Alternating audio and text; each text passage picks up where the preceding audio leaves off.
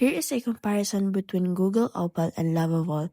Google Opal is a build, edit, and share mini AI apps using natural language. So it means it is better for good news, or if you're a beginner, this is the right for you.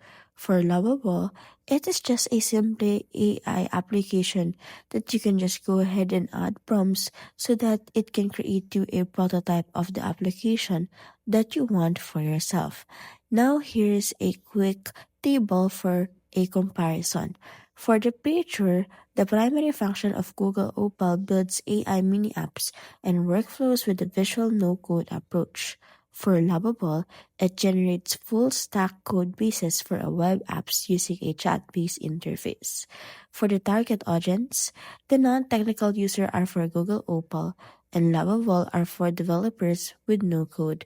And for the output, Google Opal has functional mini app and Lovable is a full stack code base. So if you want a beginner friendly Google app is the right for you, and Lovable is for those who are experts and technician application.